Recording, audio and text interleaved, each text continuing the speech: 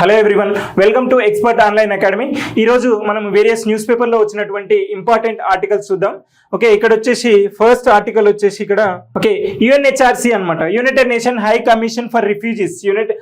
UNHRC global report ఏమి ఇచ్చిందంటే global displacement crisis అనమాట. గ్లోబల్ డిస్ప్లేస్మెంట్ క్రైసిస్ గురించి ఎక్స్ప్లెయిన్ చేయడం జరిగింది. నెక్స్ట్ వచ్చేసి చెట్ల సంఖ్యపై జాతీయ గణనాంకాలు, నేషనల్ లెవెల్లో ministry of environment and forest climate change వాళ్ళు రిలీజ్ చేసినటువంటి రిపోర్ట్స్ ప్రకారం ఏ స్టేట్ లో ఎక్కువగా చెట్లు ఇంక్రీజ్ అవ్వడం జరిగింది, ఏ స్టేట్ లో తగ్గడం జరిగింది. సో 2025 రిపోర్ట్ అండి ఇది. Next Tamhini wildlife sanctuary. ఈ వైల్డ్ లైఫ్ శాంచురీ అనేది మహారాష్ట్రలో ఉంటుంది. సో ఇది ఎందుకు న్యూస్ లో ఉందనేది దీని గురించి డిస్కస్ చేద్దాం. నెక్స్ట్ వచ్చినట్టయితే అనదర్ ఇంపార్టెంట్ ఆర్టికల్ వచ్చేసి ప్రపంచంలోనే richest persons. Okay, Forbes list ఏదైతే ఉందో సో అది చేంజ్ అవ్వడం జరిగింది. సో ఆ లిస్ట్ లో ఎవరెవరు టాప్ పొజిషన్ లో ఉన్నారు ఎగ్జామినేషన్ పాయింట్ ఆఫ్ వ్యూలో ఇంపార్టెంట్. నెక్స్ట్ వచ్చేసి మన భారత ప్రధానమంత్రి మోడీ గారు 3 దేశాల పర్యటన ఖరారైంది. సో ఈ ఉద్దేశంలో ఏ కంట్రీస్ కి వెళ్తున్నారు, సో ఆ కంట్రీస్ మొత్తం మనకు ఉన్నటువంటి రిలేషన్స్ ఏ విధంగా ఉన్నాయి. సో ఇది నెక్స్ట్ వచ్చేసి ఆపరేషన్ సంకల్ప్. మన భారత ప్రభుత్వము ఆపరేషన్ సంకల్ప్ అనే ప్రోగ్రామ్ స్టార్ట్ చేయడం జరిగింది. అసలు ఎందుకు, దాని యొక్క ముఖ్య ఉద్దేశం ఏంటి, ఈ పర్స్పెక్టివ్ లో చూద్దాం. ఫస్ట్ ఆర్టికల్ వచ్చేసి ఇక్కడ ఏంటంటే UNHRC report on global displacements. Global displacement ఒక జనాభా ఒక ప్లేస్ నుంచి మరొక ప్లేస్ కి మైగ్రేషన్ అంటాం. ఒక ప్లేస్ నుంచి ఒక ప్లేస్ కి మూవ్ అయితే మైగ్రేషన్ అంటాం. ఆ మైగ్రేషన్ అనేది మనకు న్యాచురల్ కాజెస్ కావచ్చు, మనకు జనరల్ గా ఆర్టిఫిషియల్ గా కావచ్చు, ఏదైనా కావచ్చు, రీజన్స్ ఏమైనా కావచ్చు. ఒక ప్లేస్ నుంచి ఒక ప్లేస్ కు వార్స్ కానీ ఇవన్నీ ఏవైనా జరిగినప్పుడు ఒక ప్లేస్ నుంచి ఒక ప్లేస్ కి వెళ్ళినప్పుడు ఆ ప్రాంతంలో ఉన్నటువంటి ప్రజలు తిరస్కరిస్తారు, వాళ్ళని రిఫ్యూజీస్ అంటారు. ఓకే, ఇక్కడ మనం అబ్జర్వ్ చేయాల్సింది ఇది.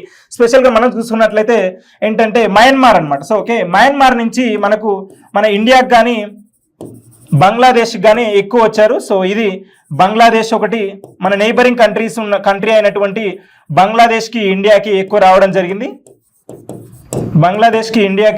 రావడం జరిగింది. వీళ్ళు ఎవరు, రోహింగ్యాస్ అనమాట. ఓకే, ఈ రోహింగ్యాస్ అనే వాళ్ళు సో మయన్మార్ నుంచి బంగ్లాదేశ్ కి ఇండియాకి రావడం జరిగింది. సో ఇది అనమాట వీళ్ళు ఏ విధంగా అక్కడ ఉన్నటువంటి పరిస్థితులను మనకు అక్కడ ప్రభుత్వము మయన్మార్ ప్రభుత్వానికి మిలిటరీకి మధ్య కాన్ఫ్లిక్ట్స్ వచ్చిన సందర్భంలో అక్కడ మెజారిటీ బై మైనారిటీ పీపుల్, ఈ మైనారిటీ పీపుల్ అయినటువంటి రోహింగ్యాస్ అక్కడ వాళ్ళకు జీవనం సరిగ్గా లేనందువల్ల సో అక్కడి నుంచి ఇక్కడికి రావడం జరిగింది. సో ఇది కంప్లీట్ గా ఇలా ప్రపంచం మొత్తం మీద ఏ దేశంలో ఏ విధంగా ఉంది, ఏ దేశంలో ఎందుకు వస్తున్నారు చూడడం జరిగింది. ఈ రిపోర్ట్ అనేది యునైటెడ్ నేషన్ ఆర్గనైజేషన్ యొక్క వింగ్ అండి ఇది. సో ఈ వింగ్ ఏం చెప్తుందంటే ప్రపంచం మొత్తం మీద మనకు 2024లో వచ్చేసి సో ఈ 2025 రిపోర్ట్ లో వచ్చేసి 12 కోట్ల మంది అనమాట. ఓకే, 12 కోట్ల మంది సో ఈ విధంగా రిఫ్యూజీస్ గా మారినారు ఒక ప్రదేశం నుంచి ఒక ప్రదేశానికి. సో 2024లో వచ్చేసి మేజర్ గా మనకు రష్యా ఉక్రెయిన్ వార్ కావచ్చు, సో ఓకే న్యాచురల్ కాలమిటీస్ కావచ్చు, చాలా ఇష్యూస్ కానీ వల్ల ఎక్కువ మంది డిస్ప్లేస్ అవ్వడం జరిగిందని చెప్పేసి యుఎన్హెచ్ఆర్సి రిపోర్ట్ లో క్లియర్ గా మెన్షన్ చేయడం జరిగింది. ఓకే, ఇక్కడ కరెంట్ డిస్ప్లేస్మెంట్స్ వచ్చేసి 2024 ఇయర్ లో రిలీజ్ చేసినటువంటి రిపోర్ట్ ఏదైతే ఉందో ఆ రిపోర్ట్ కి 2025 రిపోర్ట్ నాటికి ఇవి నెంబర్ అనేది చాలా ఇంక్రీజ్ అయిందని చెప్పేసి ఈ రిపోర్ట్ లో క్లియర్ గా ఎక్స్ప్లెయిన్ చేసింది. సో అనదర్ ఇంపార్టెంట్ వచ్చేసి మేజర్ డ్రైవర్స్ ఆఫ్ డిస్ప్లేస్మెంట్స్, ఏ ఏరియాల్లో మేజర్ గా ఎక్కువగా డిస్ప్లేస్ అవ్వడం జరిగింది ప్రపంచంలో చూసినట్లయితే ఇక్కడ ఫస్ట్ వన్ వచ్చేసి సుడాన్, ఆఫ్రికన్ కంట్రీ అండి. ఇది least developed country, poor country అనమాట. ఒక విధంగా చెప్పాలంటే తినడానికి కూడా తిండి లేనటువంటి కంట్రీ. So Sudan. నెక్స్ట్ వచ్చేసి మయన్మార్. సో మయన్మార్ మన నైబరింగ్ కంట్రీ అండి. సో ఈ మయన్మార్ లో వచ్చేసి ప్రభుత్వానికి మిలిటరీకి మధ్య కాన్ఫ్లిక్ట్ వచ్చినప్పుడు ఇక్కడ రోహింగ్యాస్ అనే వాళ్ళు ఎక్కువగా రావడం జరిగింది. సో ఇది మనకు examination point of view important. Next Ukraine వచ్చేసి రష్యా ఉక్రెయిన్ వార్ జరుగుతున్న తరుణంలో సో చాలా మంది పీపుల్ డిస్ప్లేస్ అవ్వడం జరిగింది. సో ఇది అండి. సో ప్రపంచంలోనే ఎక్కువగా ఏంటంటే డిస్ప్లేస్ అయినటువంటి కంట్రీ ఏంటంటే సుడాన్ అండి. సో ఇది సుడాన్ ఇక్కడ సిరియాని క్రాస్ చేసింది. సో ఇది ఇక్కడ మనం అబ్జర్వ్ చేయాల్సిన థింగ్. నెక్స్ట్ వచ్చేసి రిఫ్యూజీ హోస్టింగ్ కంట్రీస్. మరి ఏ కంట్రీకి వెళ్తున్నారు వీళ్ళంతా కూడా, ఏ కంట్రీస్కి వెళ్ళడం జరుగుతుంది ప్రపంచంలో? ఈ కంట్రీస్ చూసాము, ఈ కంట్రీస్ ఎక్కువ రిఫ్యూజీస్ చేయబడుతున్నారు అన్నాము. సో వీళ్ళు ఏ కంట్రీస్కి వెళ్తున్నారు అంటే లో అండ్ మిడిల్ ఇన్కమ్ నేషన్స్ అనమాట. సో లో అండ్ మిడిల్ ఇన్కమ్ నేషన్స్, ఎందుకంటే హై డెవలప్డ్ కానీ హై ఇన్కమ్ కంట్రీస్ కానీ వీళ్ళు వెళ్ళి బతకడం అనేది చాలా కష్టమైన పని అండి. సో అందువల్ల ఇక్కడ వీళ్ళు లో అండ్ మిడిల్ ఇన్కమ్ నేషన్స్ కి వీళ్ళను హోస్ట్ గా ఉంటున్నాయి. ఈ కంట్రీస్ వచ్చేసి మనకు largest populations found in Iran లో అండి. ఇరాన్ లో వచ్చేసి టర్కీ, కొలంబియా, జర్మనీ, సో ఇది ఉగాండా. సో ఈ కంట్రీస్ హోస్ట్ గా ఉన్నాయి. సో ఇది అబ్జర్వ్ చేయాల్సిన థింగ్ మనం ఇక్కడ సో నెక్స్ట్ వచ్చేసి కంప్లీట్గా ఇన్ఫర్మేషన్ ఏంటి, అసలు వరల్డ్ రిఫ్యూజీస్ డే ఏంటి, యుఎన్హెచ్ఆర్సీ ఏ విధంగా వర్క్ చేస్తుంది, United Nation High Commission for Refugees ఏ విధంగా ఫామ్ ఉంది. సో మనకు వచ్చేసి యునైటెడ్ నేషన్ జనరల్ అసెంబ్లీ ఏదైతే ఉందో దాంట్లో ఒక వింగ్ అండి United Nation High Commission for refugees. ప్రపంచవ్యాప్తంగా వీళ్ళ యొక్క రైట్స్ ఏంటి ప్రొటెక్ట్ చేయడం కోసం ఉన్నటువంటి వింగ్ ఏంటంటే ఈ యుఎన్హెచ్ఆర్సీ. సో ఇది వచ్చేసి 1951లో ఎస్టాబ్లిష్ చేయడం జరిగింది. ఓకే, ఇక్కడ మనం అబ్జర్వ్ చేయాల్సింది వచ్చేసి ఈ యుఎన్హెచ్ఆర్సీ ఎప్పుడు ఫామ్ అయింది, 1951లో ఫామ్ అవడం జరిగింది. సో ఎవ్రీ ఇయర్ కూడా మనము ఈ రిఫ్యూజీస్ గురించి ప్రొటెక్ట్ చేసే ఉద్దేశంలో ఒక థీమ్ ఏర్పాటు చేసుకొని ప్రొటెక్ట్ చేయడం జరుగుతుంది. సో ఆ థీమ్ వచ్చేసి సాలిడరిటీ విత్ రిఫ్యూజీస్ అనే ఒక థీమ్. ఈ 2025 నాటికి ఇది థీమ్ అండి. సో ఓకే, ఇది ఇక్కడ మనం ఎగ్జామినేషన్ పాయింట్ ఆఫ్ వ్యూలో అబ్జర్వ్ చేయాల్సింది. ఎవ్రీ ఇయర్ కూడా ఈ రిఫ్యూజీస్ డే జరుపుకుంటాము ప్రపంచవ్యాప్తంగా. అది వచ్చేసి 20th జూన్ అండి. ఓకే, 20th జూన్ రోజు మనము ప్రపంచవ్యాప్తంగా జరుపుకుంటాము. సో ఇది మన భారతదేశము ఈ యుఎన్హెచ్ఆర్సీ వింగ్ లో యునైటెడ్ నేషన్ యొక్క వింగ్ అయినటువంటి యుఎన్హెచ్ఆర్సీలో భాగమా కాదా, సైన్ చేసిందా అంటే సిగ్నేటరీ కాదండి, సిగ్నేచర్ అనేది చేయలేదు. సో సైన్ కాదు. ఇది ఈ కన్వెన్షన్ ఎప్పుడు ఫామ్ అయింది, 1951లో ఫామ్ అయింది. ఓకే, ఇది మనం ఇక్కడ అబ్జర్వ్ చేయాల్సింది. కీ ఫోకస్ ఇన్ 2025 ఏంటంటే సాలిడరీ ఒకటి, ఇన్క్లూజివిటీ, empowering of refugees communities through collective action అనమాట. సో వాళ్ళ గురించి ఆలోచించేటువంటి టైం ఇది. సో వాళ్ళకు ప్రొటెక్ట్ చేయాల్సినటువంటి వాళ్ళకు రైట్స్ను ప్రొటెక్ట్ చేయాల్సినటువంటి టైం ఇది అని చెప్పేసి సో ఇది ఒకటి ఇష్యూలో ఉంది. సో ఇది 1951లో ఫామ్ అయింది కాబట్టి 2001 నాటికి 50 years కంప్లీట్ చేసుకుందండి. ఓకే, ఇది మనం ఇక్కడ అబ్జర్వ్ చేయాల్సింది. దెన్ నెక్స్ట్ వచ్చేసి యుఎన్హెచ్ఆర్సీ అండి. యుఎన్హెచ్ఆర్సీ వచ్చేసి కంప్లీట్ గా ఎప్పుడు ఫామ్ అయింది ఏది చూసుకున్నట్లయితే సో యుఎన్హెచ్ఆర్సీ అనేది యునైటెడ్ నేషన్ జనరల్ అసెంబ్లీ ఉంది కదా. సో ఈ యునైటెడ్ నేషన్ జనరల్ అసెంబ్లీలో వచ్చేసి మనకు వరల్డ్ వైజ్ గా ఉన్నటువంటి కంట్రీస్ 193 కంట్రీస్ ఉంటాయండి. ఓకే, 193 కంట్రీస్ ఉంటాయి. సో ఈ 193 కంట్రీస్ ఫామ్ చేశాయి. ఇది యుఎన్హెచ్సిఆర్ అనేది 1950లో ఫామ్ అవడం జరిగింది. దీని యొక్క హెడ్ క్వార్టర్స్ వచ్చేసి జెనీవా, స్విట్జర్లాండ్ అండి. Switzerland Geneva. ద నెక్స్ట్ దీని యొక్క మెయిన్ ఇంటెన్షన్ ఏంటంటే so the primary mandate HCR is to provide international protection అనమాట. సో ఈ రిఫ్యూజీస్ ఏ కంట్రీలో ఉన్న ప్రపంచంలో సో వాళ్ళని ప్రొటెక్ట్ చేయడము ఈ ఆర్గానిజం యొక్క మెయిన్ ఇంటెన్షన్ అండి. Seek the permanent solution for their rights అనమాట. సో ఏవైతే రైట్స్ ఉన్నాయో వాటికి పర్మనెంట్ సొల్యూషన్స్ ఇవ్వాలి అని చెప్పి this includes assistance of refugees, వాళ్ళకు ఆవాసాలు కల్పించడము. ద నెక్స్ట్ స్టేట్లెస్ పర్సన్స్, ఎవరైతే ఆవాసం లేదో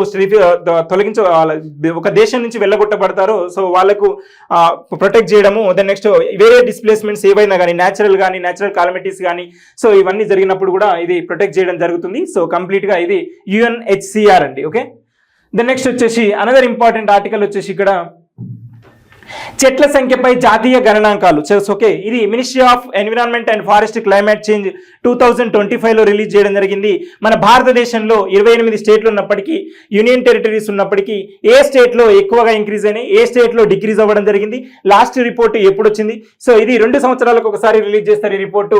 సో చెట్లు ఏ విధంగా పెరిగినాయి చూసినట్లయితే సో రాజస్థాన్ లో ఫస్ట్ ప్లేస్ ఉందండి. ఓకే, చెట్లు చూసుకున్నట్లయితే ఓవరాల్ గా మనకు క్యాలిక్యులేట్ చేయడం జరిగింది. రాజస్థాన్ వచ్చేసి ఫస్ట్ ప్లేస్ లో ఉంది. ఓకే, రాజస్థాన్ ఫస్ట్ ప్లేస్ లో ఉంది. సిక్కిం అండి, సిక్కిం వచ్చేసి లాస్ట్ ప్లేస్ లో ఉంది. ఇది మనం అబ్జర్వ్ చేయాల్సిన పాయింట్. సిక్కిం వచ్చేసి లాస్ట్ ప్లేస్ లో ఉంది. ఓకే, టాప్ 5 స్టేట్స్ చూసుకున్నట్లయితే సో రాజస్థాన్ ఫస్ట్ ప్లేస్ లో ఉంది. తర్వాత వచ్చేసి ఉత్తరప్రదేశ్, తర్వాత Madhya Pradesh, Karnataka, then next Gujarat.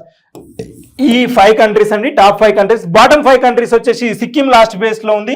So then next Delhi union territories, then next Manipur, Tripura, so then next Goa అండి. సో ఈ 5 స్టేట్స్ వచ్చేసి 5 స్టేట్స్ అండ్ యూనియన్ టెరిటరీస్ వచ్చేసి బాటమ్ ప్లేస్ లో ఉన్నాయి. సో సిక్కింలో వచ్చేసి లాస్ట్ ఇయర్ కన్నా ఇయర్ తగ్గిందండి. అప్పుడు 51 years చెట్లు ఉంటే ఇప్పుడు 48 ఉన్నాయండి. సో ఒక స్క్వేర్ కిలోమీటర్కి మనం ఎలా మెజర్ చేస్తాము అంటే సో లాటిట్యూడ్స్ అండ్ లాంజిట్యూడ్స్ వల్ల ఒక స్క్వేర్ కిలోమీటర్కి ఎన్ని చెట్లు ఉన్నాయి సో దీనికి ఇలా క్యాలిక్యులేట్ చేసి సో ఎన్ని చెట్లు ఉన్నాయి. రాజస్థాన్లో వచ్చేసి ఒక స్క్వేర్ కిలోమీటర్కి 2019-20లో వచ్చేసి ఒక 10,363 చెట్లు ఉంటుండే. సో 2021-22కి వచ్చేసరికి 10,841 ట్రీస్ ఉంటుండే. సో ఈ విధంగా ఇంక్రీజ్ అయినాయి. ఓకే, సో ఇది మనం ఇక్కడ అబ్జర్వ్ చేయాల్సిన పాయింట్స్. చెట్లు ఏ విధంగా ఇంక్రీజ్ అయినాయి, టాప్ 5 స్టేట్స్, బాటమ్ 5 స్టేట్స్ గుర్తుంచుకోవాలి. అదేవిధంగా మనకు ఏంటంటే స్టేట్ ఎగ్జామినేషన్ లో మన తెలుగు స్టేట్స్ లో ఏ విధంగా ఉంది చూసినట్లయితే ఓకే, తెలంగాణ వచ్చేసి 11th ప్లేస్ లో ఉందండి. ఓకే, ఇది మనం ఇక్కడ అబ్జర్వ్ చేయాల్సిన పాయింట్. తెలంగాణ వచ్చేసి 2019-20 నాటితో కంపేర్ చేస్తే 2021-22 నాటికి ఈ స్టేట్ లో ఇంక్రీజ్ అయిందని చెప్తున్నాం. ఫస్ట్ ప్లేస్ వచ్చేసి Rajasthan, Uttar Pradesh, Madhya Pradesh. Okay, top 3 states. Next Telangana, Andhra Pradesh ఏ స్టేట్స్ లో ఉన్నాయి? తెలంగాణ వచ్చేసి 11th పొజిషన్ లో ఉందండి. ఓకే, తెలంగాణలో వచ్చేసి 11th పొజిషన్ లో ఉంది. సో ఆంధ్రప్రదేశ్ వచ్చేసి 9th పొజిషన్ లో ఉందండి. ఓకే, ఇది మనం examination point of view observe చేయాల్సింది. నెక్స్ట్ వచ్చేసి ఈ ఆంధ్రప్రదేశ్ లో ఎన్ని చెట్లు పెరిగినాయి అంటే 88 చెట్లు పెరగడం జరిగింది. సో రాష్ట్రీయ రిపోర్ట్ కి కొన్ని స్టేట్లలో కంప్లీట్ గా చెట్లు అనేది తగ్గడం జరిగింది. ఆ స్టేట్లు చూసుకున్నట్లయితే అస్సాం, బీహార్, గోవా, గుజరాత్, కర్ణాటక, కేరళ, మధ్యప్రదేశ్, మహారాష్ట్ర, మిజోరాం అండ్ మేఘాలయ, నాగాలాండ్, సిక్కిం, త్రిపుర. సో ఈ స్టేట్స్ లో 2019-20తో పోల్చుకుంటే 21-22 రిపోర్ట్ ఏదైతే ఉందో మనకు 2025 లో రిలీజ్ చేయడం జరిగింది. సో ఈ స్టేట్స్ అన్నింటిలో కూడా తగ్గడం జరిగింది అనమాట. ఓకే, చెట్ల సంఖ్యలో పెరుగుదల వచ్చేసి సిక్కిం వచ్చేసి చివరి స్థానంలో ఉంది. ఓకే, సిక్కిం వచ్చేసి చివరి స్థానంలో ఉంది. సో ఇక్కడ వచ్చేసి లాస్ట్ ఇయర్ లో వచ్చేసి 51 ట్రీస్ ఉంటే సో ఈ ఇయర్ లో వచ్చేసి 48 ట్రీసే ఉన్నాయి అన్నమాట. ఒక స్క్వేర్ కిలోమీటర్కి మెజర్ చేయడం జరుగుతుంది. సిక్కింలో ఓన్లీ 1 స్క్వేర్ కిలోమీటర్కి వచ్చేసి 48 ట్రీసే ఉన్నాయండి. సో ఇది ఎగ్జామినేషన్ పాయింట్ ఆఫ్ వ్యూలో మనం గుర్తుంచుకోవాల్సింది. నెక్స్ట్ వచ్చేసి అనదర్ ఇంపార్టెంట్ ఇష్యూస్ వచ్చేసి ఆర్టికల్ వచ్చేసి తమ్హిని వైల్డ్ లైఫ్ శాంచురీ అండి. సో ఓకే, ఈ వైల్డ్ లైఫ్ శాంచురీ న్యూస్లో ఉంది. ఎందుకు అంటే సో మహారాష్ట్ర ఫారెస్ట్ డిపార్ట్మెంట్ వచ్చేసి మైక్రోసాఫ్ట్ అనమాట. సో మైక్రోసాఫ్ట్ కంపెనీ ఉంది కదా, సో ఈ కంపెనీతోని పూణే బేస్డ్ మనం ఏంటంటే CYDA, centre for youth development and activities. Okay, Maharashtra state government, Microsoft plus వచ్చేసి CYDA. సో ఈ మూడిట్లతోని కొలాబరేట్ అయ్యి ఏం చేస్తుందంటే ఎకో రిస్టోరేషన్ ప్రోగ్రామ్ అనేది స్టార్ట్ చేయడం జరుగుతుంది. ఎకో రిస్టోరేషన్ ప్రాజెక్ట్ అనేది స్టార్ట్ చేయడం జరుగుతుంది. ఇది మనం ఇక్కడ అబ్జర్వ్ చేయాల్సింది. సో ఎవరెవరితోని మైక్రోసాఫ్ట్ కంపెనీ, సాఫ్ట్వేర్ కంపెనీ అయినటువంటి మైక్రోసాఫ్ట్ ఒకటి, Maharashtra forest department and CYDA ఈ మూడిటి ఆధ్వర్యంలో ఎకో రిస్టోరేషన్ ప్రాజెక్ట్ అనేది స్టార్ట్ చేయడం జరుగుతుంది. So okay, తమ్మిని wild life sanctuary అనమాట. సో ఈ తమ్మిని వైల్డ్ లైఫ్ శాంచురీ వచ్చేసి మనకు ఎక్కడంటే పూణే నుంచి ఒక 70 కిలోమీటర్స్ ఉంది. సో ఇది వైల్డ్ లైఫ్ శాంచురీగా ఎప్పుడు డిక్లేర్ చేయడం జరిగింది అంటే సో 2013లో మనకు తమ్మిని వైల్డ్ లైఫ్ శాంచురీ డిక్లేర్ చేయడం జరిగింది. ఏ స్టేట్ లో ఉంది? మహారాష్ట్ర. ఓకే, ఇది మనం ఇక్కడ అబ్జర్వ్ చేయాల్సింది. మహారాష్ట్రలో ఉంది. ఏ ఇయర్ లో డిక్లేర్ చేయడం జరిగింది? 2013లో. So okay, eco restoration project అనేది స్టార్ట్ చేయడం జరిగింది. సో ఇది ఇక్కడ అనమాట. ఎక్కడ ఉంది ప్రస్తుతానికి అంటే వెస్టర్న్ ఘాట్స్ అనమాట. సో మన ఇండియా మ్యాప్ చూసుకున్నట్లయితే వెస్టర్న్ ఘాట్స్ వచ్చేసి ఇలా ఉంటాయి కదా. సో గుజరాత్, ఇక్కడ చూసుకున్నట్లయితే గుజరాత్ లో కూడా ఉంటాయండి వెస్టర్న్ ఘాట్స్. తర్వాత వచ్చేసి మహారాష్ట్ర, తర్వాత వచ్చేసి Goa, Karnataka, so next Kerala, next తమిళనాడులో. సో వెస్టర్న్ ఘాట్స్ వచ్చేసి ఈ స్టేట్స్ లో అన్నిట్లో ఉంటాయి. వీటిని సహ్యాద్రి పర్వతాలు అంటాము. సో ఈ సహ్యాద్రి పర్వతాలు ఇక్కడ మహారాష్ట్రలో ఈ ఏరియాలో వచ్చేసి మనకు తమ్మిని వైల్డ్ లైఫ్ శాంచురీ ఉంది. ఓకే, ఇది ఇక్కడ అబ్జర్వ్ చేయాల్సింది.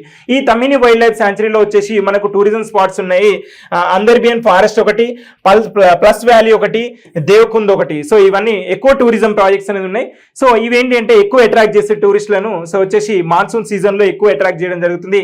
Especially trekkers, birders, next nature lovers వీళ్ళందరినీ కూడా ఎక్కువ అట్రాక్ట్ చేసే టూరిజాన్ని ప్రమోట్ చేయడానికి మహారాష్ట్ర స్టేట్ గవర్నమెంట్ తీసుకున్నటువంటి డెసిషన్ అండి ఇది. ఓకే, నెక్స్ట్ వచ్చేసి బయోడైవర్సిటీ. ఈ ఏరియాలో ఉన్నటువంటి బయోడైవర్సిటీ ఏంటి చూసుకున్నట్లయితే మ్యామల్స్ కానీ, birds, butterflies, reptiles, so okay, invertebrates, flora and fauna అని ఇక్కడ ఈ ఏరియాలో సహ్యాద్రి మౌంటైన్స్ లో ఎక్కువ ఉండడం జరిగింది. సో ఇక్కడ మనకు మేజర్ గా గుర్తుపెట్టుకోవాల్సింది ఏంటంటే ఇండియన్ గెయింట్ స్క్విరల్ అండి. సో ఇండియన్ గెయింట్ స్క్విరల్ అనేది ఇది మహారాష్ట్ర స్టేట్ యానిమల్ అనమాట. ఓకే, మహారాష్ట్ర స్టేట్ యానిమల్ ఏంటంటే ఇండియన్ గెయింట్ స్క్విరల్. ఇది ఎక్కువ కూడా తమ్మినెట్టి దీంట్లో ఉంటుందండి. సో ఇది నెక్స్ట్ వచ్చేసి ఇక్కడ మనం ఫోర్బ్స్ లిస్ట్ అనమాట. ఓకే, ఈ ఫోర్బ్స్ లిస్ట్ అనేది ఐడెంటిఫై చేయాలి. సో వచ్చేసి ఎవ్రీ ఇయర్ కూడా రిలీజ్ చేస్తారు. ప్రపంచంలో రిచెస్ట్ పర్సన్ సో ఎవరున్నారు ఏంటి అనేది కంప్లీట్గా ఫోర్బ్స్ లిస్ట్ అనేది రిలీజ్ చేయడం జరుగుతుంది. సో ఈ రిపోర్ట్ ప్రకారము సో వచ్చేసి ఎలాన్ మస్క్ ఫస్ట్ ప్లేస్లో ఉన్నారు. సెకండ్ పర్సన్ వచ్చేసి లారీ ఎలిసన్ అనమాట. నెక్స్ట్ థర్డ్ ప్లేస్లో ఉన్నటువంటి పర్సన్ వచ్చేసి మార్క్ జూకర్బర్గ్. నెక్స్ట్ వచ్చేసి ఫోర్త్ ప్లేస్లో వచ్చేసి జెఫ్ బెజోస్. అయితే వీళ్ళలో వచ్చేసి వీళ్ళ ప్లేసెస్ అనేది చేంజ్ అవ్వడం జరిగింది. ఓకే, వీళ్ళ ప్లేసెస్ అనేది చేంజ్ అవ్వడం జరిగింది. ఏంటంటే జెఫ్ బెజోస్ ను వెనక్కి నెట్టిన ఎలిసన్ అనమాట. ఓకే, ఈ జెఫ్ బెజోస్ వచ్చేసి మనకు అమెజాన్ ఉంది కదా. So Amazon founder Jeff Bezos. Next వచ్చేసి ఇక్కడ మనకు లారీ ఎలిసన్ వచ్చేసి ఒరాకిల్ అనమాట. ఒరాకిల్ కంపెనీ, సాఫ్ట్వేర్ కంపెనీ యొక్క సో ఓనర్ వచ్చేసి లారీ ఎలిసన్ అనేసి. ఇది ఇక్కడ వీళ్ళిద్దరు ప్లేసెస్ అనేది చేంజ్ అవ్వడం జరిగింది. సో మనకు ఎలాన్ మస్క్ వచ్చేసి టెస్లా కంపెనీ. ఎలాన్ మస్క్ వచ్చేసి టెస్లా కంపెనీ ఒకటి, ప్రపంచంలోనే ది రిచెస్ట్ పర్సన్ ఎవరంటే ఎలాన్ మస్క్ అనమాట. సో ఇక్కడ టెస్లా కంపెనీ ఒకటి. ద నెక్స్ట్ వచ్చేసి ఇతని చాలా కంపెనీస్ ఉన్నాయి. నెక్స్ట్ వచ్చేసి లారీ ఎలిసన్ అనమాట. ఈ లారీ ఎలిసన్ అనే పర్సన్ వచ్చేసి మనకు ఒరాకిల్ కో ఫౌండర్ అనమాట. సో ఒరాకిల్ సాఫ్ట్వేర్ కంపెనీ ఉంది కదా, సో దీని యొక్క కో ఫౌండర్. నెక్స్ట్ వచ్చేసి మార్క్ జూకర్బర్గ్, థర్డ్ ప్లేస్ లో ఉన్నాడు మార్క్ జూకర్బర్గ్. ఇతను వచ్చేసి మనకు ఫేస్బుక్ ఉంది కదా, ఫేస్బుక్ ఫౌండర్ అనమాట. నెక్స్ట్ వచ్చేసి జెఫ్ బెజోస్ వచ్చేసి మనకు అమెజాన్ ఫౌండర్. ఓకే, ఇది మనం ఎగ్జామినేషన్ పాయింట్ ఆఫ్ వ్యూలో గుర్తుంచుకోవాల్సిన పాయింట్స్. నెక్స్ట్ వచ్చేసి 3 దేశాల పర్యటనకు మోడీ, సో మన భారత ప్రధాని మంత్రి గారు మోడీ గారు డిసైడ్ అవ్వడం జరిగింది. సో ఇక్కడ వచ్చేసి ఈ నెల 15th 16th అనమాట. సో ఓకే, రేపటికి వెళ్తున్నారు. సో ఈరోజు 14th 15th 16th రేపు వచ్చేసి సైప్రస్ లో ఉంటున్నారు. So cypress and 16th 17th వచ్చేసి కెనడా అనమాట. సో కెనడాలో ప్రస్తుతం మనకు ప్రపంచవ్యాప్తంగా G7 countries, G7 summit, group of 7 countries summit ఏదైతే ఉందో ఈ సంవత్సరం 2025 నాటికి కెనడా ఆతిథ్యం వహిస్తుంది. అక్కడ ఈ G7 కంట్రీస్ అన్ని కూడా ఇక్కడ పార్టిసిపేట్ చేయడం జరుగుతుంది. మన భారతదేశానికి సభ్యత్వం లేనైనప్పటికీ కూడా so Canada prime minister invite చేయడం జరిగింది. అందుకోసం మన భారత ప్రధాని మోడీ గారు వెళ్ళడం జరుగుతుంది. సో ద నెక్స్ట్ వచ్చేసి క్రొయేషియా అనమాట. సో ఈ క్రొయేషియా, ఈ 3 దేశాలలో కెనడా, సైప్రస్ అండ్ క్రొయేషియా, ఈ 3 దేశాలలో ఈ 3 రోజులు పర్యటించనున్నారు మన భారత ప్రధానమంత్రి మోడీ గారు. సో ఇక్కడ సైప్రస్ చూసుకున్నట్లయితే ఈ కంట్రీ ఎక్కడ ఉంటుంది, ఒకసారి లొకేషన్ చూసుకున్నట్లయితే మెడిటేరియన్ సీ అండి. ఈ మెడిటరేనియన్ సీ వచ్చేసి మనకి ఇక్కడ ఆఫ్రికన్ కాంటినెంట్ ఉంది, ఇక్కడ యూరోపియన్ కాంటినెంట్ ఉంటుంది. ఓకే, ఇదంతా కూడా యూరోపియన్ కాంటినెంట్స్, ఇక్కడ ఆఫ్రికన్ కాంటినెంట్, ఇక్కడ వచ్చేసి మనకు ఏషియన్ కాంటినెంట్ అండి. ఓకే, సో ఏషియన్ కాంటినెంట్ ఇక్కడ ఉంటుంది, సో ఇక్కడ యూరోపియన్ కాంటినెంట్ ఉంది, సో ఇక్కడ ఆఫ్రికన్ కాంటినెంట్. ఈ 3 కాంటినెంట్ల మధ్యలో ఉన్నటువంటి ఏరియా వచ్చేసి మధ్యధర సముద్రం, మెడిటరేనియన్ సీ. ఈ సీలో వచ్చేసి ఐస్లాండ్ వచ్చేసి సైప్రస్ అనమాట. ఓకే, ఇది ఇక్కడ మనకి ఇక్కడ ఉంటుంది. ఈ సైప్రస్ అనే కంట్రీ ఇక్కడ మెడిటరేనియన్ ఓషియన్ లో ఉంటుందండి. సో దీనికి వచ్చేసి ఫస్ట్ విజిట్ అనమాట. లాస్ట్ 2 decades లో, గత 20 సంవత్సరాలలో మన భారతదేశం తరపు నుంచి విజిట్ చేయబోతున్నటువంటి ఫస్ట్ పర్సన్ ఎవరు అంటే సో మోడీ గారు అండి. సో గత 20 సంవత్సరాల్లో. ఓకే, ఇక్కడ వచ్చేసి ఈస్టర్న్ మెడిటరేనియన్ కంట్రీ అండి, ఐస్లాండ్ ఇది. ద నెక్స్ట్ వచ్చేసి క్యాపిటల్ ఆఫ్ సైప్రస్ వచ్చేసి నికోసియనా. ద నెక్స్ట్ వచ్చేసి కరెన్సీ వచ్చేసి యూరో అండి. ఓకే, యూరోపియన్ కంట్రీ కదా, సో ఇక్కడ కరెన్సీ ఏ విధంగా ఉంది, సో ఇది మనం అబ్జర్వ్ చేయాల్సింది. దెన్ నెక్స్ట్ వచ్చేసి ఇక్కడ ప్రెసిడెంట్ ఎవరు, ఓకే, నికోస్ క్రిస్టోడోలిస్ అనమాట. సో నికోస్ క్రిస్టోడోలిస్ ఒకటి ప్రెసిడెంట్, ఇది మనం అబ్జర్వ్ చేయాల్సింది. ఇక్కడ ప్రెసిడెంట్ ఎవరు, ఆ కంట్రీ ఎక్కడ ఉంది.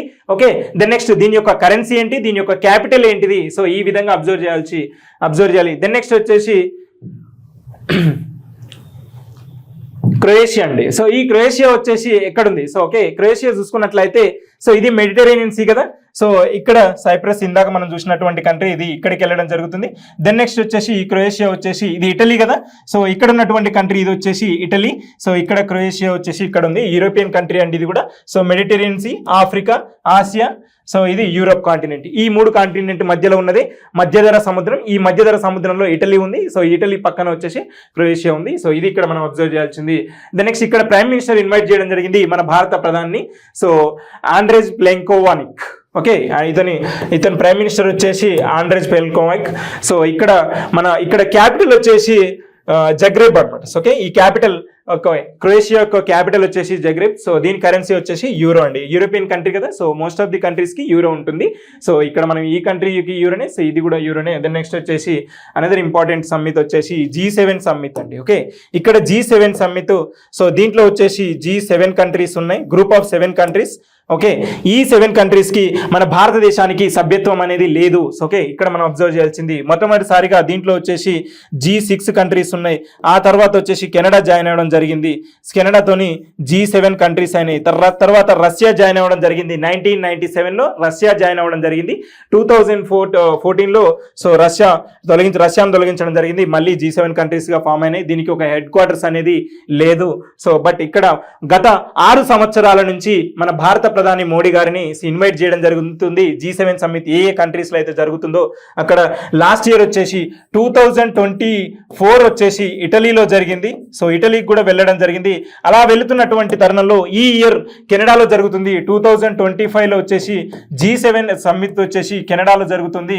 సో ఈ కెనడా యొక్క prime minister Kennedy so invite చేయడం జరిగింది మన భారత ప్రధాని గారిని. సో ఇప్పుడు కెనడాకి వెళ్తే ఈ సమ్మిట్ వచ్చేసి G7 సమ్మిట్కి 6 టైమ్స్ వరుసగా 6 టైమ్కి అటెండ్ అయినటువంటి ప్రధాని గారు మన భారత ప్రధాని అనమాట, సో మోడీ గారు. సో ఇది ఇక్కడ మనం అబ్జర్వ్ చేయాల్సిన పాయింట్స్. దెన్ నెక్స్ట్ వచ్చేసి ఆపరేషన్ సంకల్ప్ అండి. ఓకే, ఈ ఆపరేషన్ సంకల్ప్ వచ్చేసి ఏంటి అంటే సో డ్రగ్స్ మీద. So okay, the government of India has launched operation Sankalp. Okay, operation Sankalp launch చేయడం జరిగింది నేషన్ వైడ్ గా. So crack down the aimed at eradication of drug trafficking and abuse అనమాట. సో డ్రగ్స్ తగ్గించడము, డ్రగ్స్ వాడకం అనేది తగ్గించడం కోసం మన భారత ప్రభుత్వం ఆపరేషన్ సంకల్ప్ ని తీసుకురావడం జరిగిందండి. ఓకే, సో ఇది ఏంటంటే డ్రగ్స్ టార్గెట్ ఎక్కడి నుంచి వస్తున్నాయి, ఏ కంట్రీస్ నుంచి వస్తున్నాయి, ఇల్లీగల్ స్మగ్లింగ్ ఎలా జరుగుతుంది, సో ఏ రూట్స్ ఉన్నాయి, సో సింథటిక్ డ్రగ్స్ ఏంటి, సో ఇవన్నీ కూడా ఫైండ్ అవుట్ చేయడము, సో వీళ్ళని అరెస్ట్ చేయడము, వీళ్ళకి ఏ విధంగా రిహాబిలిటేషన్ ఫెసిలిటీస్ ఏ విధంగా ఇవ్వాలి, సో వీళ్ళకు సైకియాట్రిస్టిక్ ఏ విధంగా కౌన్సిలింగ్ ఏ విధంగా ఇవ్వాలి, సో ఇవన్నీ కూడా ఏంటంటే operation reflex India's zero tolerance policy towards drugs and reforms of it's commitments to the drug free nation అనమాట. ఓకే, సో ఆపరేషన్ సంకల్ప్ ఇక్కడ మనం అబ్జర్వ్ చేయాల్సింది.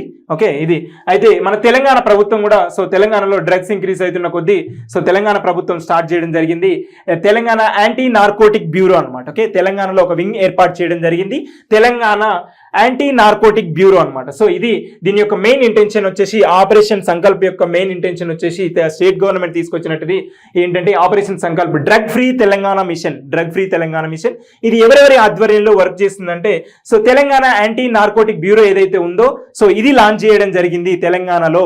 సో ఇది ఎవరెవరితో అంటే మా అసోసియేషన్ అండి. ఓకే, మా movie artist associations. Okay, movie ఆర్టిస్టులకి ఏదైతే అసోసియేషన్ ఉందో ఆ association and TASK Telangana academy for skill and knowledge అనమాట. సో ఇది 2014లో ఏర్పాటు చేయడం జరిగింది. సో ఎవరైతే స్కిల్ డెవలప్మెంట్ కోసం ఈ డిగ్రీ కానీ ఇంటర్మీడియట్ స్టూడెంట్స్ ఎవరైతే ఉన్నారో వాళ్ళలో స్కిల్ డెవలప్మెంట్ ఇంప్రూవ్ చేయడం కోసం ఏర్పాటు చేసినటువంటిది సో గత ప్రభుత్వం ఏర్పాటు చేసినటువంటి సంస్థ 2014లో ఏర్పాటైంది టాస్క్ అనమాట. సో ద నెక్స్ట్ వచ్చేసి సివిల్ ఫోర్స్ ట్రస్ట్ అనమాట. సో ఈ మూడిటి ఆధ్వర్యంలో సో మా ఒకటి టాస్క్ ఒకటి, మా టాస్క్, దెన్ నెక్స్ట్ వచ్చేసి సివిల్ ఫోర్స్ ట్రస్ట్ అండి. సో ఈ మూడు కలిపి తెలంగాణలో ఆపరేషన్ సంకల్ప్ అనే ప్రోగ్రామ్స్ నడిపించడం జరుగుతుంది. సో ఇది ఏంటంటే తెలంగాణ యాంటీ నార్కోటిక్ బ్యూరో అండి. Okay, Telangana anti narcotic bureau. So ఈ సేమ్ ఈ స్టేట్లో ఏ విధంగా వర్క్ చేస్తుందో ఇండియన్ యాంటీ నార్కోటిక్ బ్యూరో కూడా సో ఆల్ ఇండియా లెవెల్లో వర్క్ చేయడం జరుగుతుంది. సో డ్రగ్ ఫ్రీ ఇండియాని, డ్రగ్ ఫ్రీ తెలంగాణని ఏర్పాటు చేయడమే దీని యొక్క మెయిన్ ఇంటెన్షన్ అండి. Okay, thank you so much.